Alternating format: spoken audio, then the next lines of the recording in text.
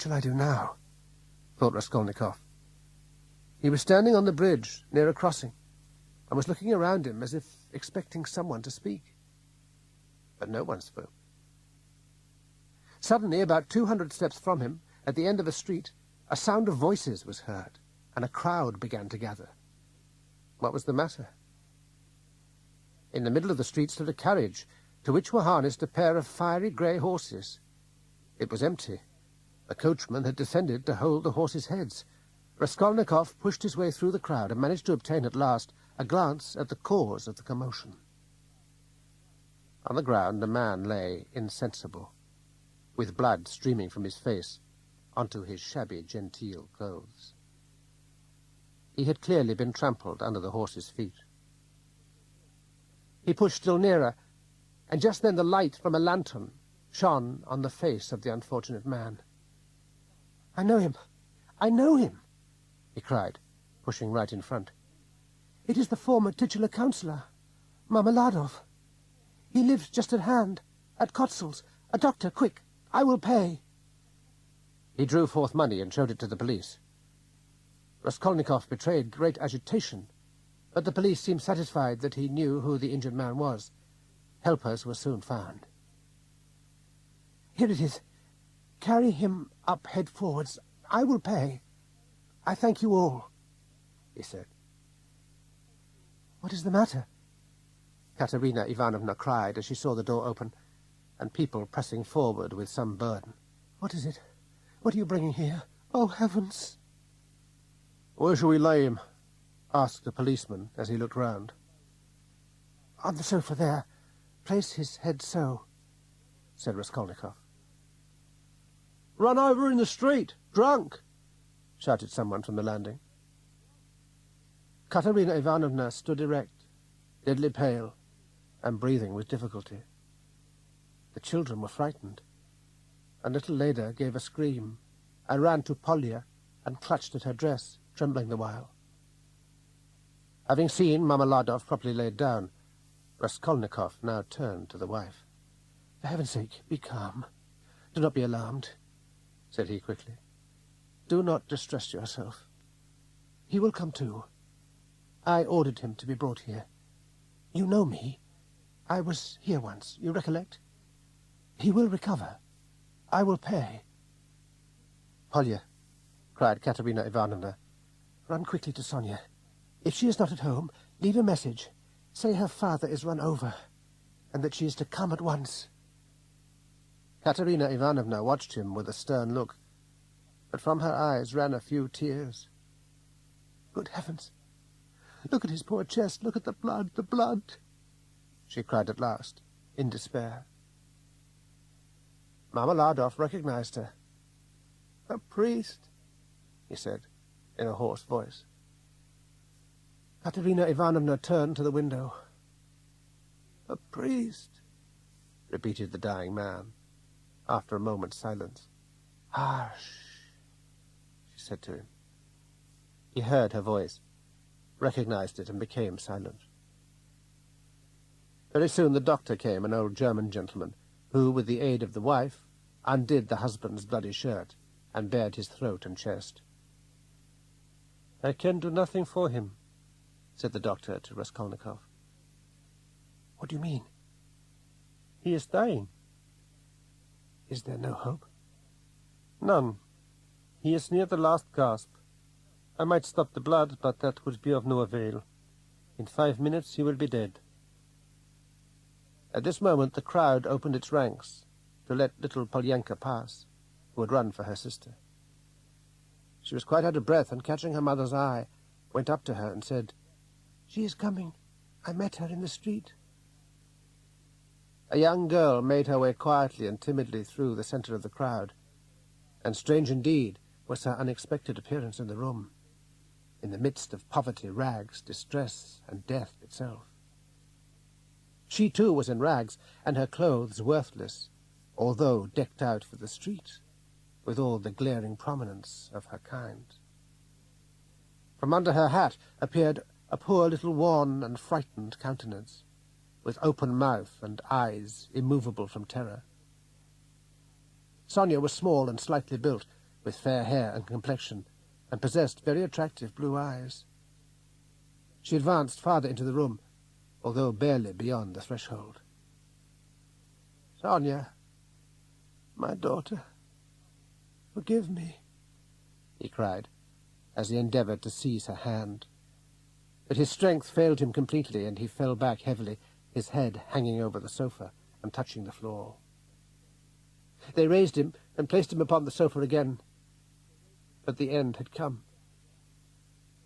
Sonia, with a feeble cry, ran and embraced him. He died in her arms. "He is gone," cried Katerina Ivanovna, gazing at the corpse of her husband. "What shall I do now? How am I to bury him? And how shall I feed them?" Raskolnikov came up to Katerina Ivanovna.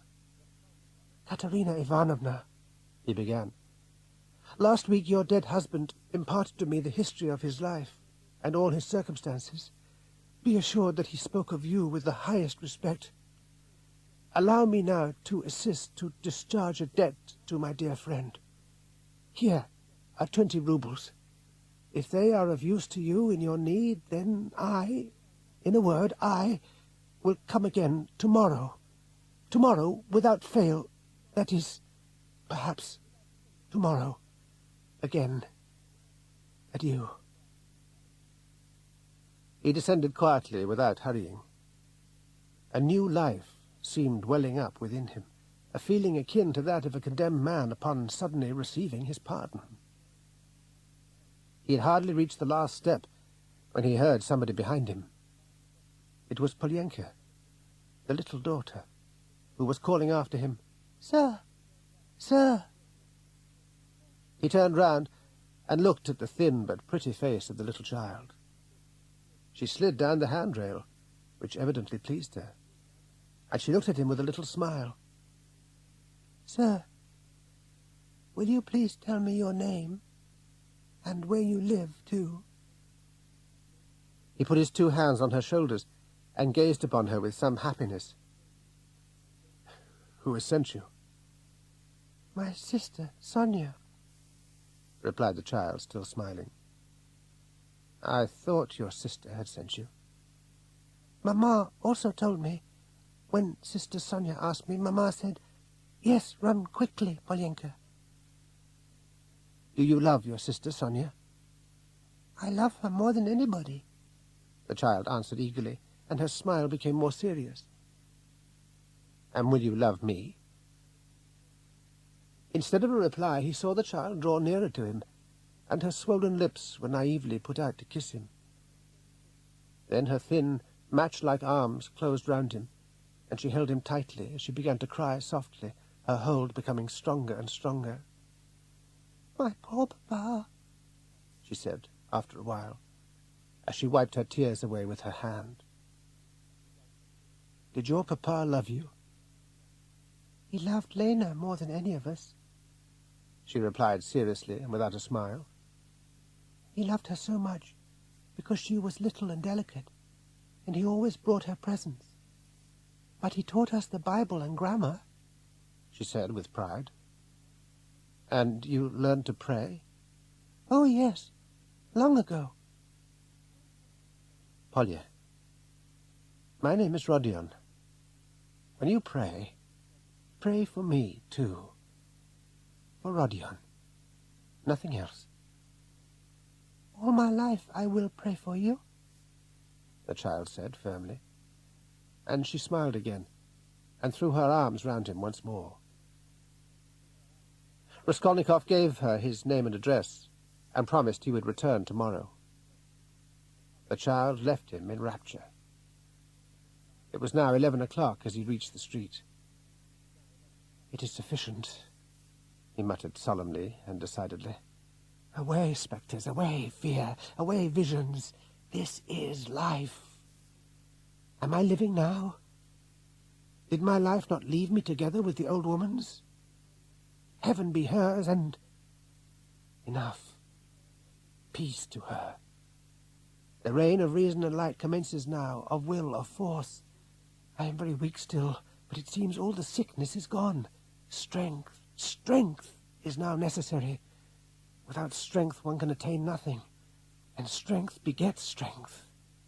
This they do not know, he said proudly. What had changed? He knew not himself. It had simply come into his head that he must live. Perhaps he was simply catching at a straw, but it did not matter, and he did not think. He was in the best of spirits. But as he reached the door, he heard the sound of voices in his room. He rushed forward and threw the door wide open. His mother and sister were seated on the couch, and had been expecting him for half an hour. A joyful cry greeted Raskolnikov's appearance. They rushed up to him, but he stood there like a stone.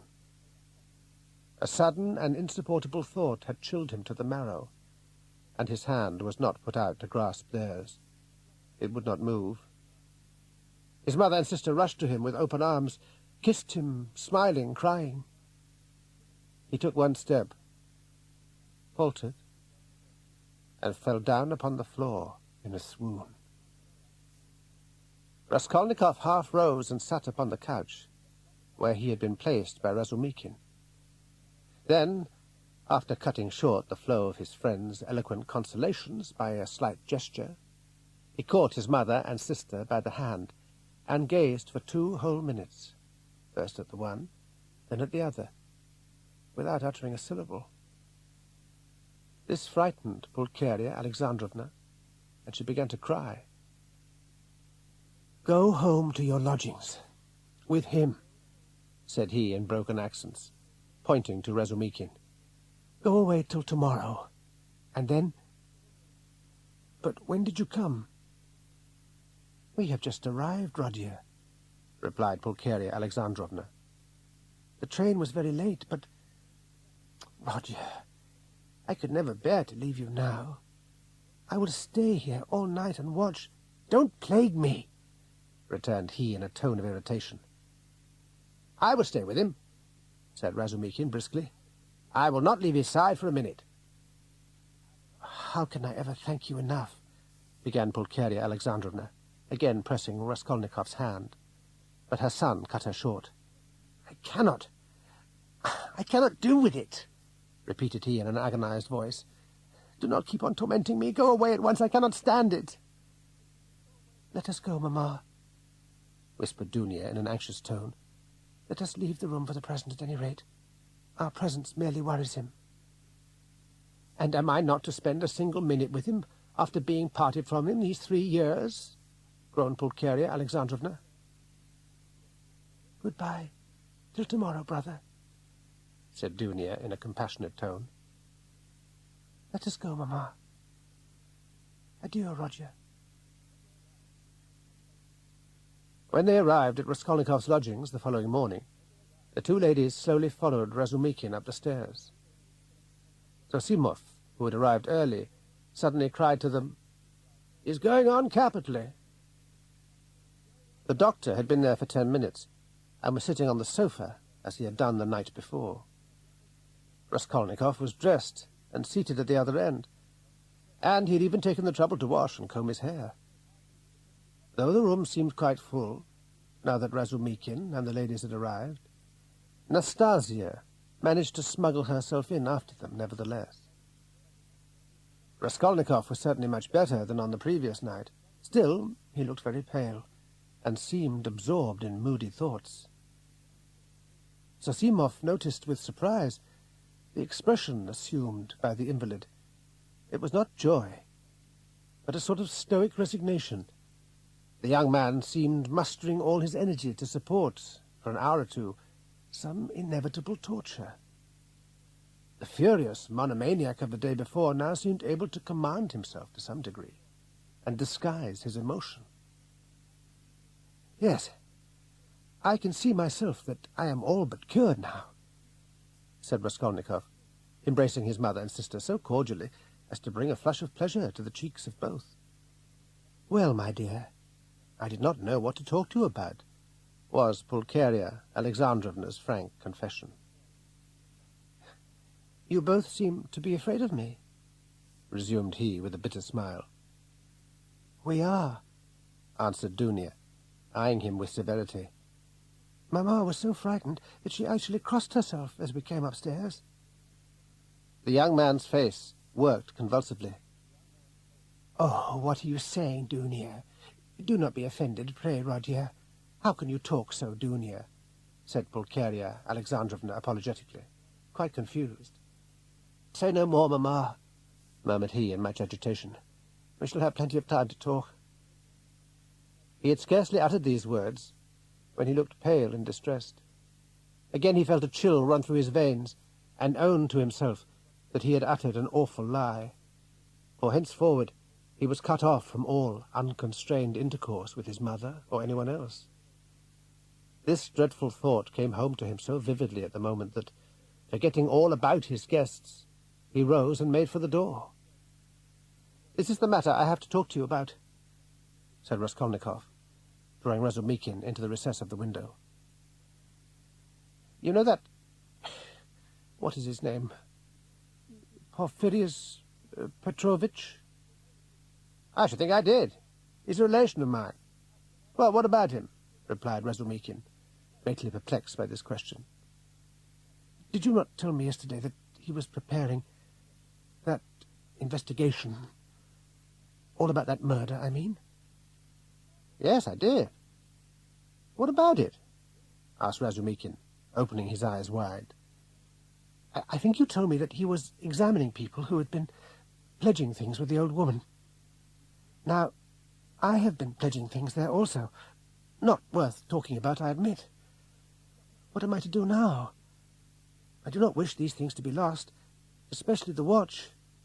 It is the only thing left of my father's. If it were to get lost, my mother would get ill in consequence. I want you to tell me how I am to act. Would it not be best for me to go straight to Porphyrius himself? I want to arrange about this as soon as possible. You will see that even before dinner my mother will ask about the watch." "You must go to Porphyrius," said Razumikin. "I'm glad. We can go at once. It's only a stone's throw from here. We shall be sure to find him in." "All right. Let us be off." "He will be delighted to make your acquaintance. I have often talked to him about you on different occasions, as late as yesterday even. Let us go." "So you knew the old woman? Everything seems to turn out admirably." They all went out. Dunia and her mother did not know that this was the last time that they would see Raskolnikov before he made his decision.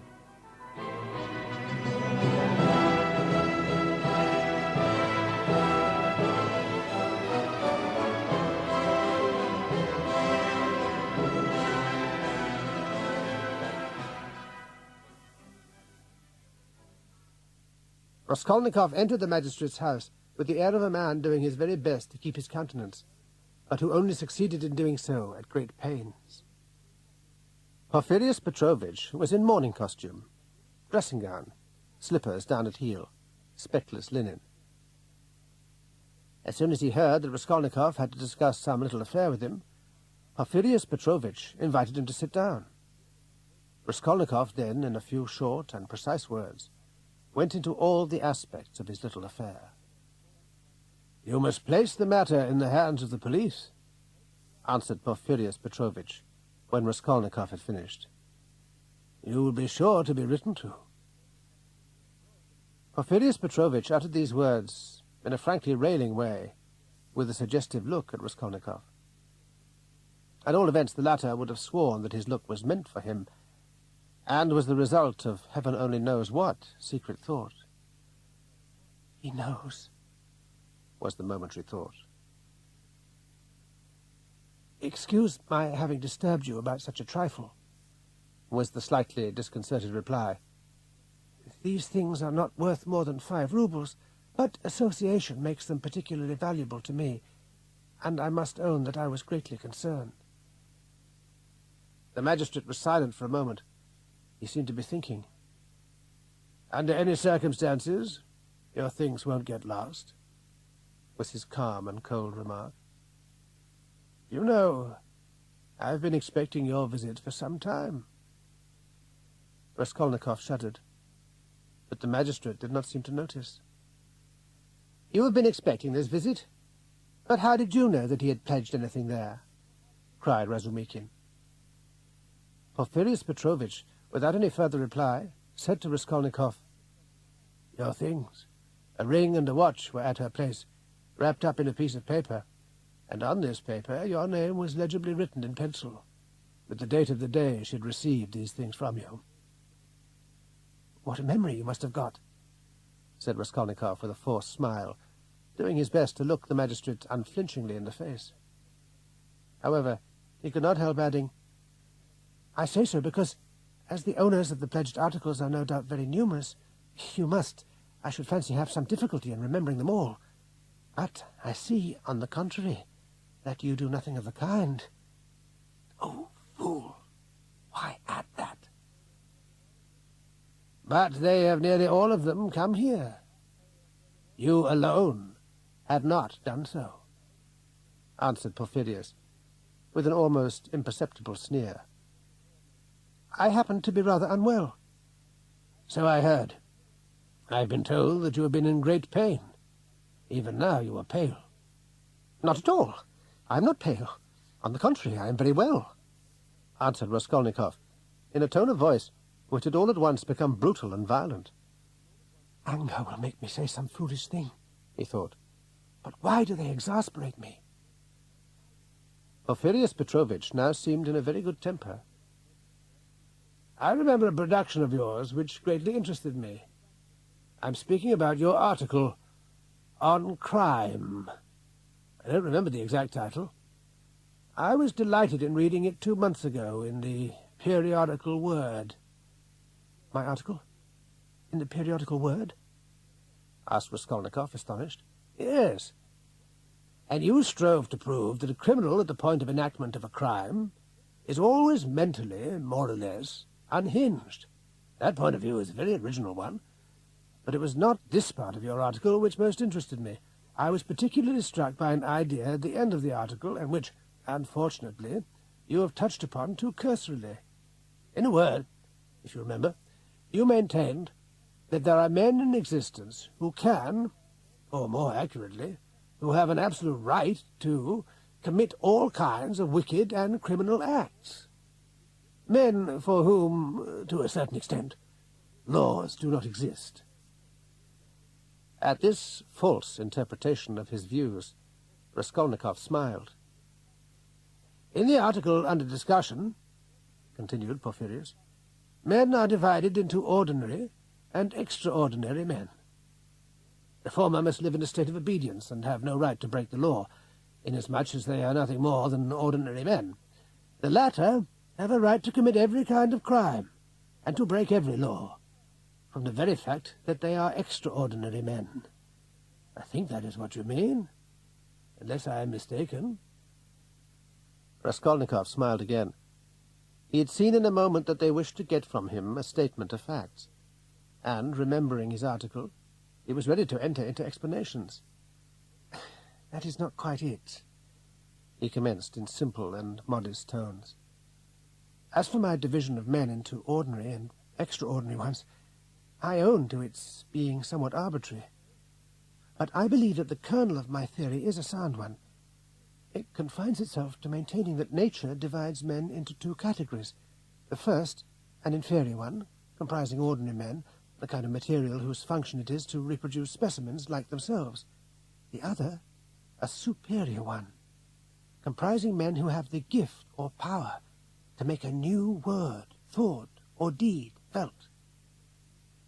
To the first subdivision belong, in a general way, conservatives, men for order, who live in a state of obedience and love. To my mind, such men cannot help obeying, because it is their destiny, and such an act has nothing humiliating for them. The next class, however, consists exclusively of men who break the law or strive according to their capacity or power to do so.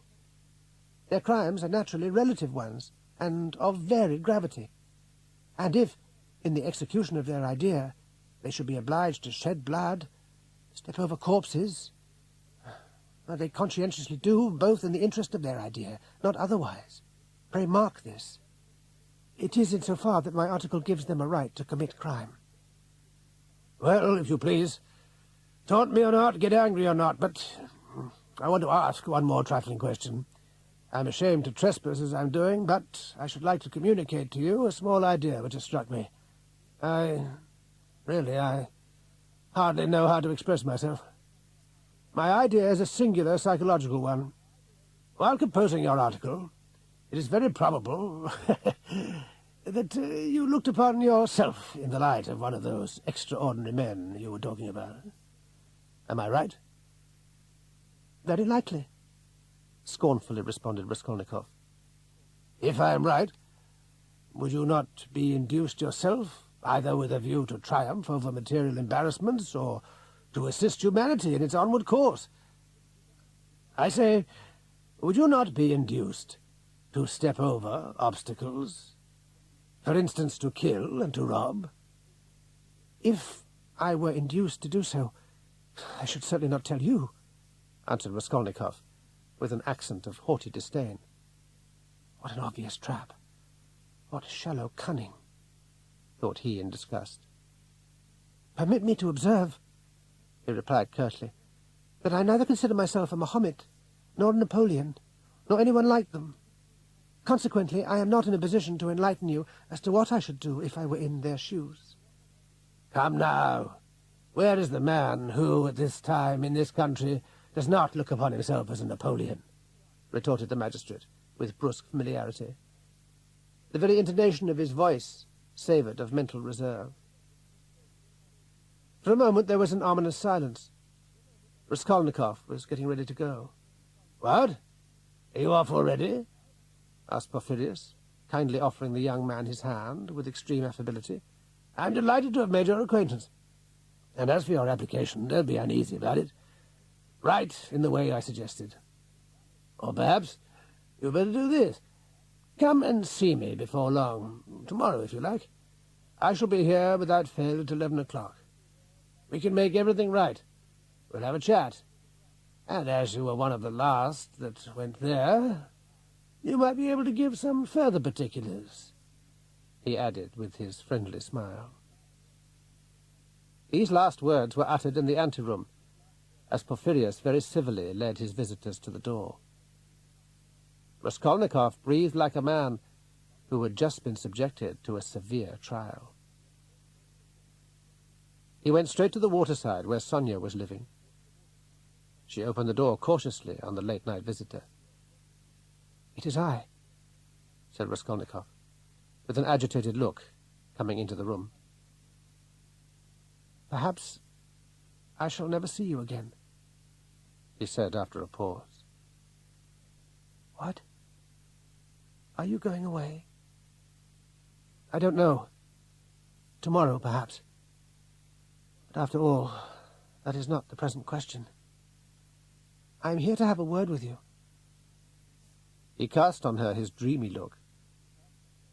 "Sit down," said he in a tone of voice which had all of a sudden become gentle and caressing. For a minute he looked at her with a kindly, almost tender look. "How thin you are! What hands! The light can almost be seen through them. Your fingers are more like those of a corpse." Sonia smiled feebly. Suddenly Raskolnikov rose, and approaching Sonia, said in a loud voice, "I have called to speak to you about a matter." The young woman silently raised her eyes on him. "This day," pursued he, "I have renounced future dealings with my mother and sister. Henceforth, I shall not visit them again. At present, you are all that is left me," he said. "Let us go together. I am here to make such a proposition. As we are both of us accursed, let us go off together." His eyes sparkled. "He talks as though he were mad," thought Sonia. "And to go whither?" asked she, frightened, recoiling involuntarily. "How can I tell? I only know that the way and the goal are the same for you as for me. Of that I am sure." I do not understand," stammered Sonia. You will do so later on. Have you also not acted as I have done? You also have exceeded. You have laid hands on yourself, have destroyed a life, your very own. Therefore we must be together. We must follow the same road. Let us go. What must be done? Oh, what must be done? Repeated Sonia weepingly, wringing her hands. You say what must be done? The cable must be cut, once and for all. A forward movement must be made. Liberty and power. But above all, power. To rule over all trembling creatures, over the whole ant-hill. Should I not come tomorrow, you will discover all, and then remember what I have been saying. If I come tomorrow, you will know who it was that killed Elizaveta. I know it, and I shall reveal it. It is some time since I have selected you. From the first moment your father spoke to me of you. Even during Elizaveta's lifetime, the idea was upon me. Farewell. Don't shake hands. Till tomorrow.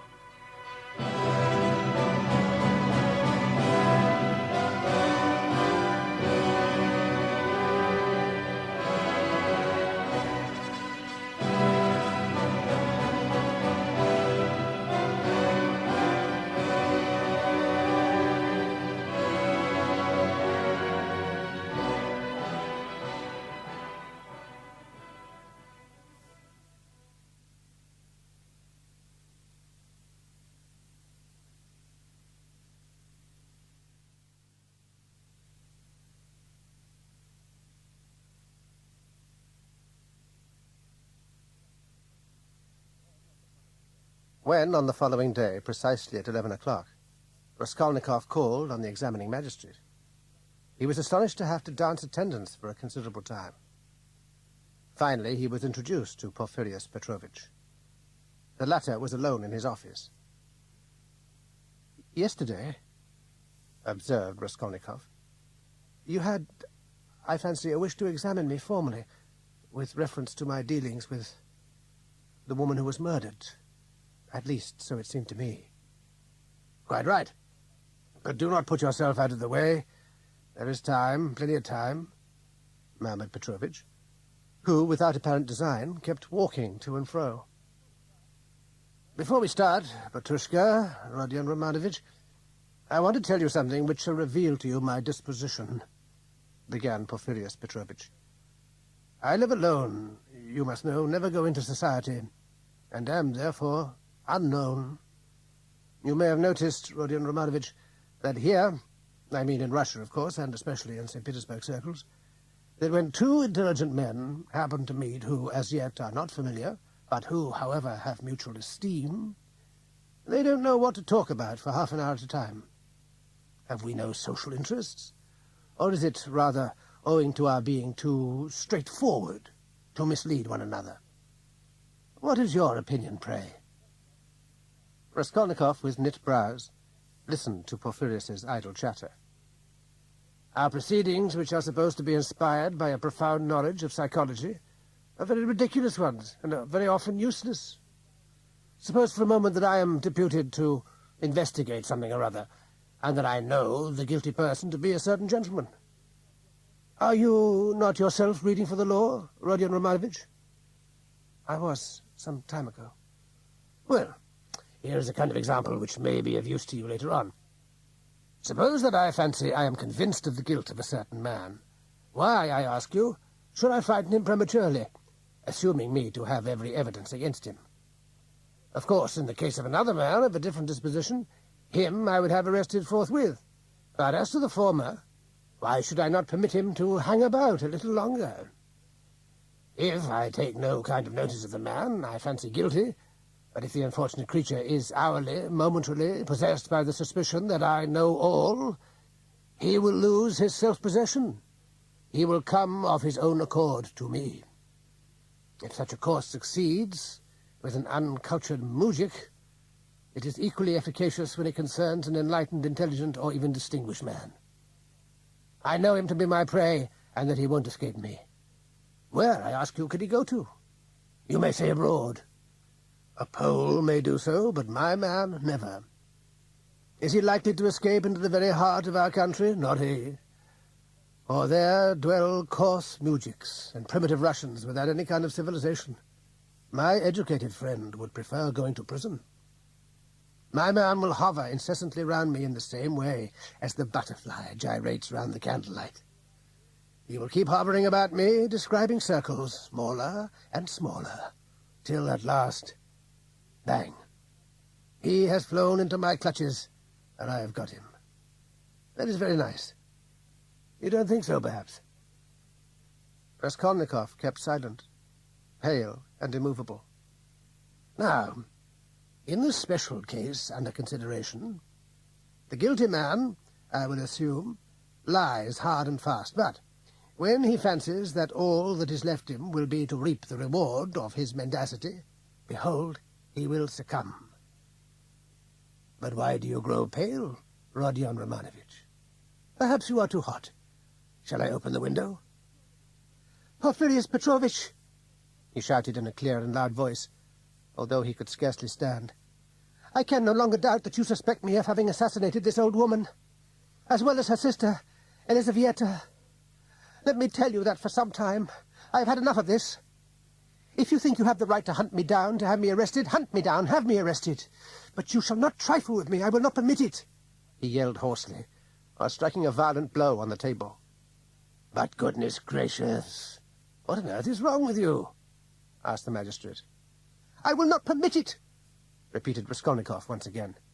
Batushka, not so loud. I must request. Someone will hear you. I will not permit it. I will not permit it. Rodion Romanovich, my dear friend, if you go on in this way, you will go mad. You have had a slight fit. 1 or 2 more, my friend, and you will have another attack of your malady, observed the magistrate, in the kindest tone of voice. I know where you went, towards nightfall, to hire the lodging. I know that you pulled the bell, and that a question of yours in connection with bloodstains, as well as your manner, frightened both journeymen and Vorniks. I know what was your mood at the time, but you shall know all as soon as you are calmer. Pray, therefore, once again, do sit down, Batushka. I tell you again, cried Raskolnikov furiously, that I can no longer bear... Uncertainty, I presume, interrupted the magistrate. Don't drive me to extremes, replied Raskolnikov in a voice of thunder, striking a fresh blow on the table. Not so loud. Someone will hear you. Let me give you a sound piece of advice. Take care of yourself, murmured Porphyrius. I will not permit myself to be tortured, Raskolnikov went on. But it was only in a familiar, friendly kind of way that I invited you to come and see me. I don't want to have anything to do with your despicable friendship, do you hear? But I'm off. Have you any kind of intention to arrest me? But just at the important moment occurred a singular incident out of the usual way of things, and one which neither Raskolnikov nor Porphyrius Petrovitch could have anticipated. A noise which was being made in the next room increased all of a sudden, and the door was open. What is the matter? Cried Porphyrius Petrovitch in a passion. For a moment or two, there could be heard the noise of 2 men struggling. Then one of them overpowered the other one, and rushed noisily into the study. Pardon! I am guilty! I am the murderer! Said the man abruptly in a loud voice, in spite of the emotion which was suffocating him. For a few moments there was a silence so profound that one would have imagined all the bystanders to have been struck by catalepsy. What's that you say? Exclaimed Porphyrius Petrovitch, when his stupefaction permitted him to speak. I am the murderer, repeated the man, who was called Nikolai.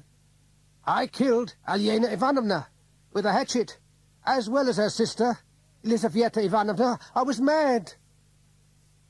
The magistrate went straight to Roger. Rodion Romanovich, Batushka, excuse me, pray, for there is nothing more here for you to do. I myself, you see the surprise. Pray, therefore. And he took the young man by the arm and showed him the door. Raskolnikov's pending interview with Sonia preoccupied and even frightened him. He was bound to reveal to her who it was that had killed Elizaveta, and anticipating the pain of such a confession, he strove to dispel the very thought of it. On perceiving Raskolnikov, Sonia forthwith rose to meet him, as if she had been in expectation of him. "Have you only come to torture me as before? I told you yesterday that I would not come to beg pardon, and yet—" He wished to smile, but do what he would, his countenance retained its sorrow-stricken look. He lowered his head, covering his face with his hands. All at once he fancied that he was beginning to hate Sonia. Surprised, frightened even at so strange a discovery, he suddenly raised his head and attentively considered the girl who, in her turn, fixed on him a look of anxious love. Hatred fled from Raskolnikov's heart. He had only mistaken the nature of the sentiment he experienced. It signified that the fatal moment had come. "What is the matter?" asked Sonia in bewilderment. "It is nothing. But this is the matter in question, Sonia. You remember what I wished to tell you yesterday?" Sonia waited anxiously.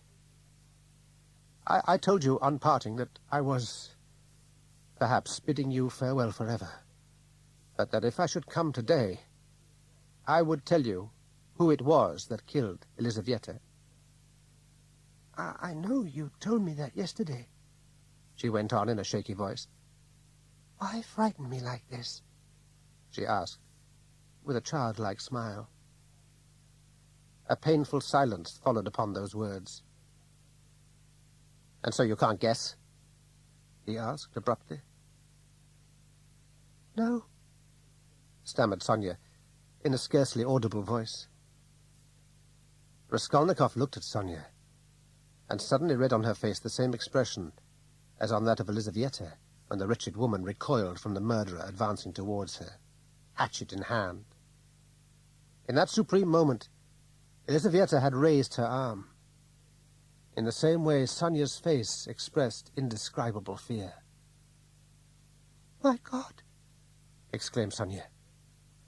Then she sank exhausted on the bed and buried her face in the pillows. Suddenly she shivered, uttered a cry, and without knowing why, fell on her knees before Raskolnikov. "You are lost!" she exclaimed, with an accent of despair. And rising suddenly, she threw herself on his neck and kissed him, while lavishing on him tokens of tenderness. Raskolnikov broke away, and with a sad smile looked at the girl. "I do not understand you, Sonia. You kiss me after I told you that? You cannot be conscious of what you're doing." She did not hear the remark. "No. At this moment there cannot be a more wretched man on earth than you are," she exclaimed with a transport of passion, whilst bursting into sobs. Raskolnikov felt his heart grow soft under the influence of a sentiment which, for some time past, he had not felt.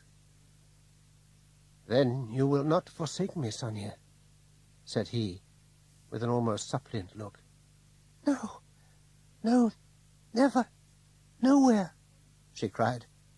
"I shall follow you everywhere, heaven, wretch that I am. And why have I not known you sooner? Why did you not come before? Heaven." "You see, I have come." "Now? What is to be done now?" Together, she went on, with a kind of exultation, and once more she kissed the young man. "Yes, I will go with you to the gallows." These words caused Raskolnikov a painful feeling. "Perhaps I may not yet wish to go to the gallows, Sonia," said he. The girl rapidly turned her eyes on him. "Were you hungry? Did you do so to help your mother? Speak." "No, Sonia, no," he stammered, drooping his head. "I was not so poor as all that. Sonia, my disposition is a bad one, and that can explain much. I have come because I am bad. Raskolnikov looked at her with sorrowful eye. I was ambitious to become another Napoleon. That was why I committed a murder. Can you understand it now?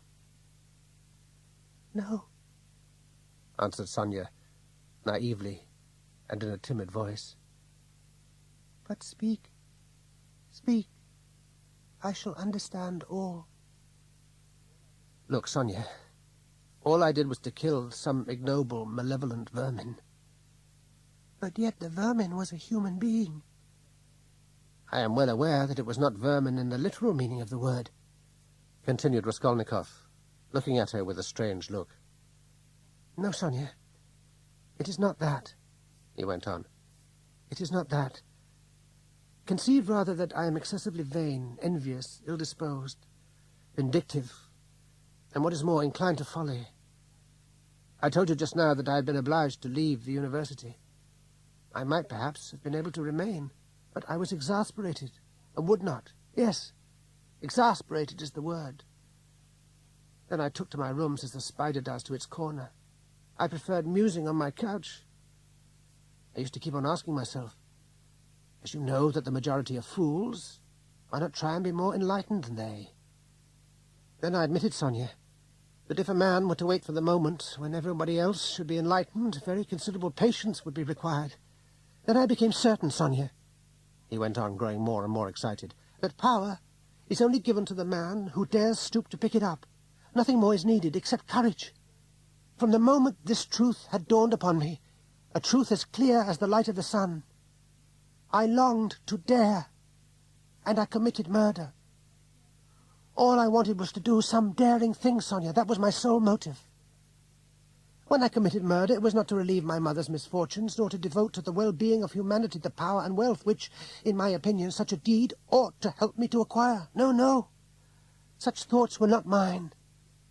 Neither was money the main factor in the deed, but at the time being I longed to know if I was vermin, like the majority, or a man, in the full acceptance of the word. And what must be done now? Tell me, he asked, suddenly raising his head. His features were terribly distorted. What must be done? Exclaimed the girl, rushing up to him, whilst her eyes, which had hitherto been filled with tears, brightened up all of a sudden. Rise. Saying which, she seized Raskolnikov by the shoulder. He rose slightly, looking at Sonia with astonishment. Go forthwith. Go this very moment to the nearest public place. Prostrate yourself, kiss the earth you have stained, bow down in every direction, and proclaim at the top of your voice to the passers-by, I am a murderer, and God will give you peace again. The girl's sudden exultation plunged Raskolnikov into a profound stupor. You wish me to go to the gallows, then, Sonia? You wish me to accuse myself? He asked in his depressed way. You must make atonement, so that you may be redeemed thereby. As soon as I am in prison, you will come and see me? Yes, yes. They were seated side by side, sad and dejected, like two shipwrecked persons whom the tempest had cast on some desert shore. In looking at Sonia, Raskolnikov was convinced of her love, and, strange to say, the tender love of which he was the object suddenly caused him a pang of grief. He had visited Sonia, saying that his sole refuge, his sole hope, was in her. He had yielded to an irresistible desire to air his grief, and now that she had given him her whole heart, he acknowledged that he was infinitely more unhappy than before. Sonia, said he, it would be better that you should not come and see me in prison. The girl made no reply, but wept.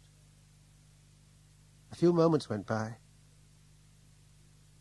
Are you wearing a cross? She asked unexpectedly, as if struck with a sudden idea. He did not at first understand the question. You have none, I see. Well, take this one. It is made of cypress wood. I have another of brass, which was left me by Elizaveta.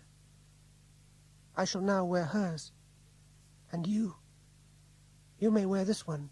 Take it. It is mine, she insisted.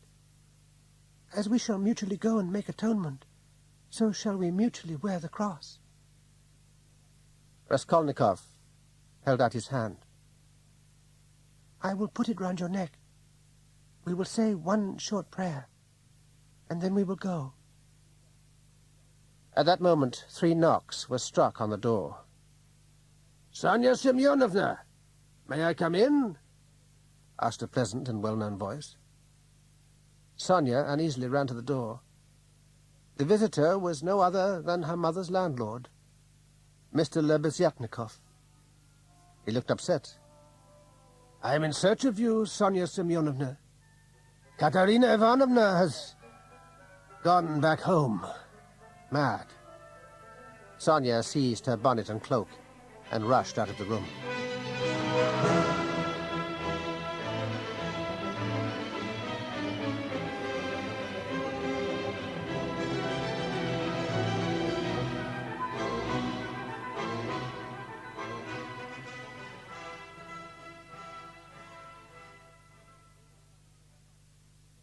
Katerina Ivanovna's harsh and husky voice could already be heard on the bridge itself.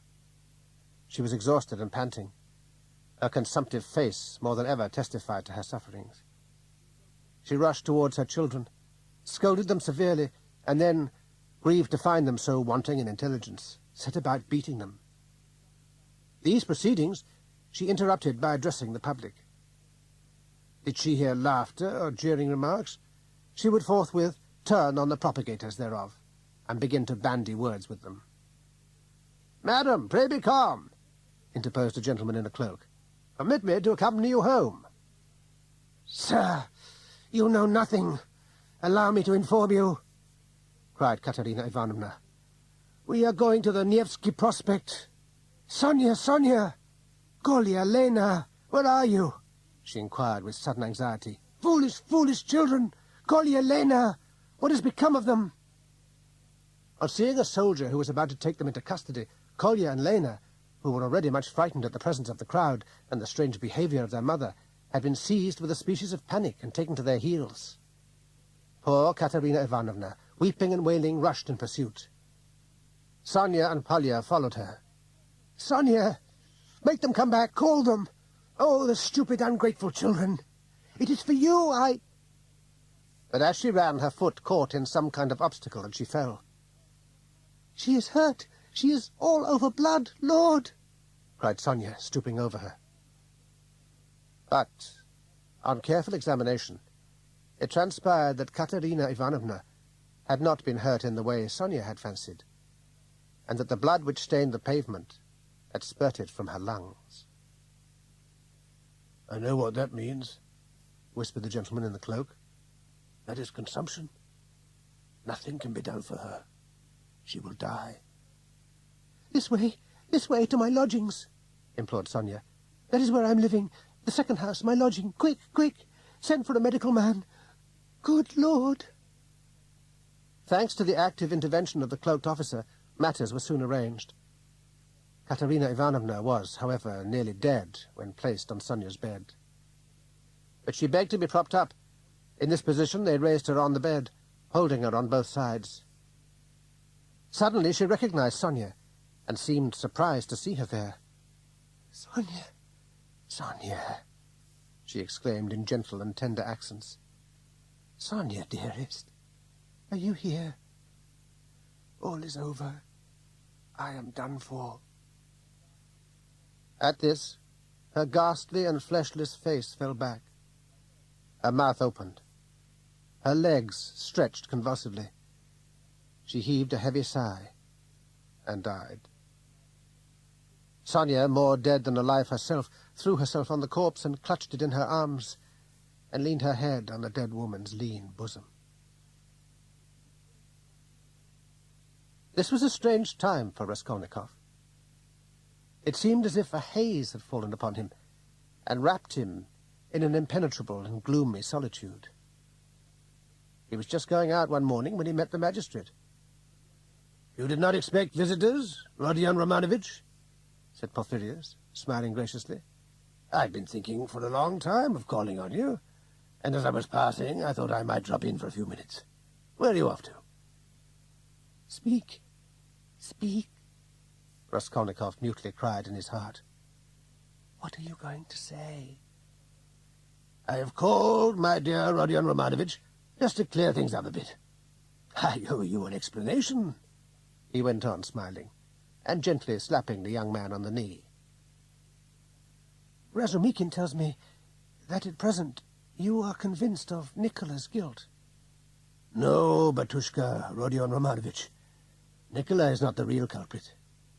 The real culprit is a theorist, a bookworm, who, in a tentative kind of way, has done a more than bold thing. He has committed a murder, and yet continues to look upon himself as a righteous man. No, no, my dear Rodion Romanovich, there is no question here of Nikola. He is not the culprit.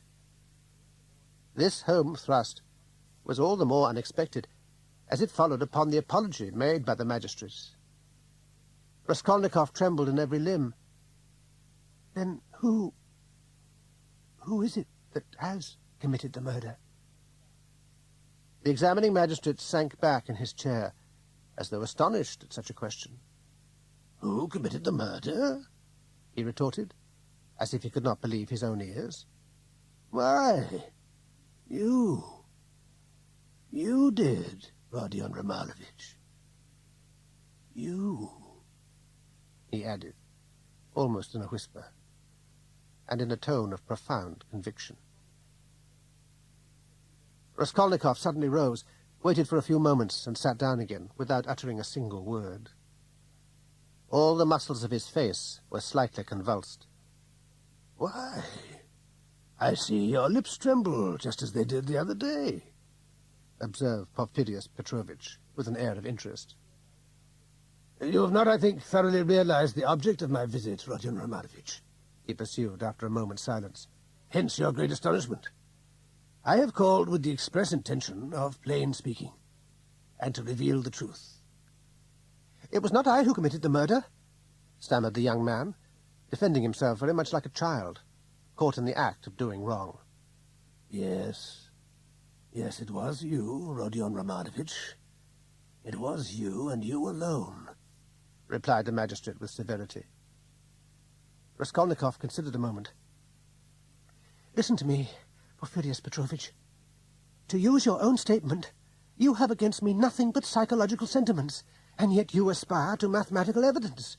Who has told you that you are absolutely right? Yes, Rodion Romanovich, I am absolutely right. I hold a proof, and this proof I came in possession of the other day. God has sent it me. What is it? I shall not tell you, Rodion Romanovich, but I have no right to procrastinate. I am going to have you arrested. The best alternative is the one I suggest. You may depend on it, Rodion Romanovich. I am undoubtedly of opinion that prison pacifies a culprit, but after all, that is only a theory, and a theory peculiar to myself. As to the gain you will get from following my advice, it is simply incontestable. You will be sure to have your punishment shortened. Think for a moment at what an auspicious time you will make your confession. At a time when another man is lying under suspicion and has thrown confusion into magisterial investigations. As far as I am personally concerned, I solemnly pledge myself, in the presence of God, to give you legally the full benefits of your initiative. The judges, I promise you, shall know nothing of the psychological aspect of the case, nor of any suspicion bearing on yourself. I am an honest man, Rodion Romanovich, and I shall keep my word. Raskolnikov dropped his head and thought long. At last he smiled once more, but with a gentle and melancholy smile. I do not care for it, he said, without seeming to observe that his words were almost tantamount to a confession. What do I care about the shortened punishment you talk of? I don't want it. That is just what I feared, Porphyrius exclaimed, as if beside himself. Alas, I suspected that you would scorn our kindliness.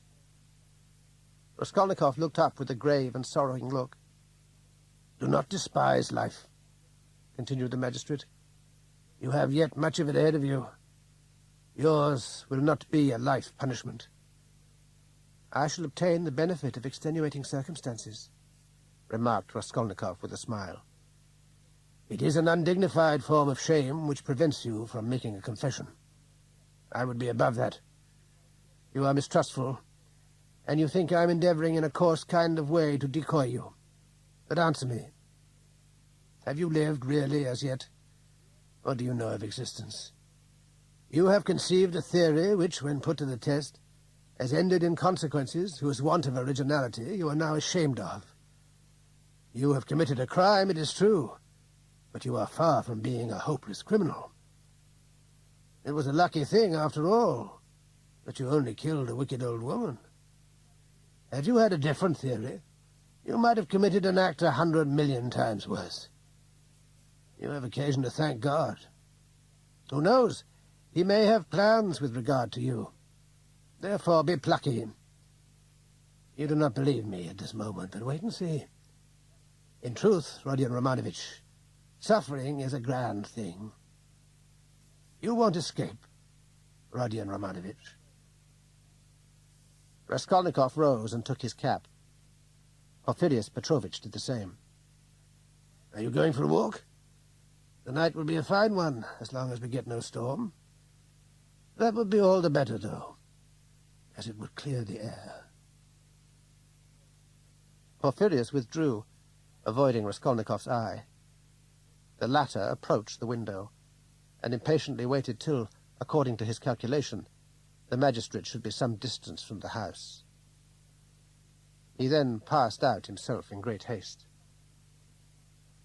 Raskolnikov was advancing along the canal bank, and had not much farther to go, but on reaching the bridge, he stopped his progress for a moment, and quickly moved to the Haymarket. The marketplace was now full of people. This fact displeased Raskolnikov greatly. Nevertheless, he went to that part of it where the crowd was thickest. Having got to the center of the place, the young man suddenly recalled Sonia's words. Go to some public place. Bow to the crowd. Kiss the earth you have soiled by your sin. And say in a loud voice, in the presence of everyone, I am a murderer. At the recollection of this, he trembled in every limb. He knelt in the very middle of the place, bowed earthwards, and joyfully kissed the miry ground. After having risen, he knelt down once more. "There's a fellow who's got a tile loose," observed a lad standing by. "He's still very young," said another. "He is of noble birth," observed another seriously. "Nowadays you can't distinguish those of noble birth from those who are not." On seeing himself the object of general attention, Raskolnikov lost his self-possession somewhat, and the words, "I have killed," which he had on the tip of his tongue, died away. The exclamations and jokes of the crowd did not particularly affect him, and it was in a calm state of mind that he went in the direction of the police office. As on the occasion of his first visit, he found the staircase covered with filth. His legs were giving way as he mounted the stairs. With pale lips and fixed gaze, Raskolnikov slowly advanced towards the desk. Resting his head upon the table behind which the lieutenant was seated, he wished to speak, but could only give vent to a few unintelligible sounds. "You are in pain. A chair. Pray sit down. Some water." Raskolnikov allowed himself to sink on the chair that was offered him. Water was brought. "It was I," commenced Raskolnikov. "Drink." With a movement of his hand, the young man pushed aside the glass which was offered him. Then, in a low-toned but distinct voice, he made, with several interruptions, the following statement. "It was I who killed, with a hatchet, the old moneylender and her sister, Elizaveta, and robbery was my motive. The officer called for assistance. People rushed in from various directions.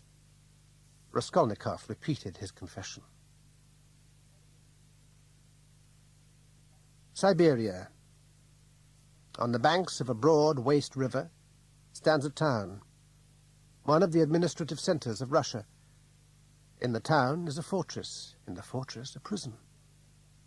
In the prison, Rodion Raskolnikov had lain for 9 months, a transported convict of the second class.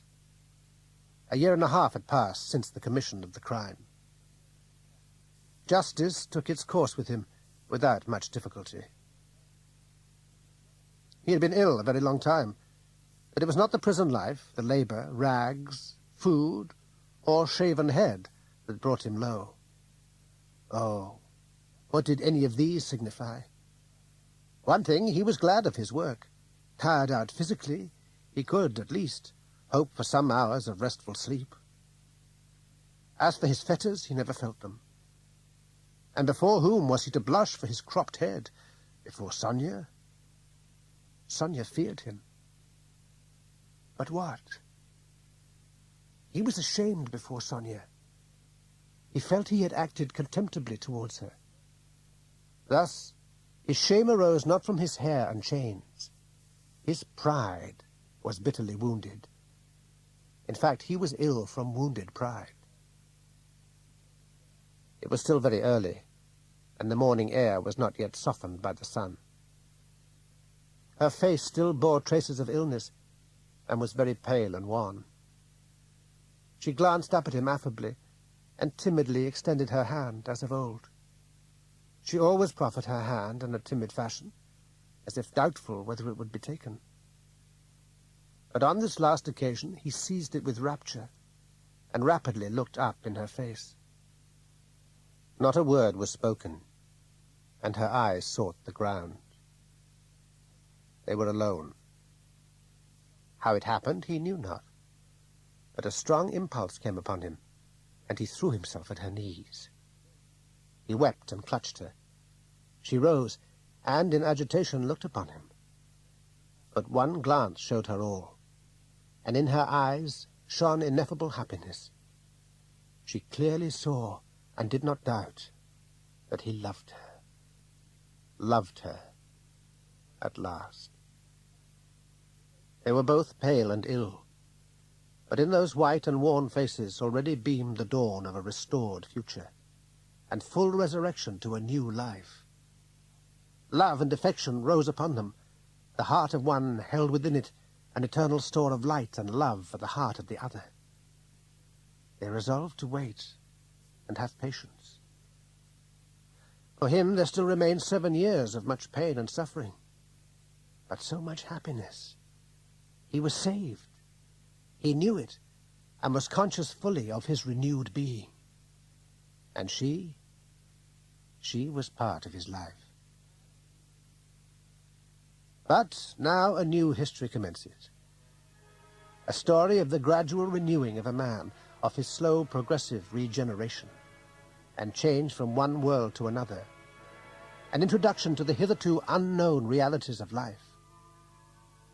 This may well form the theme of a new tale. The one we wish to offer the reader is ended.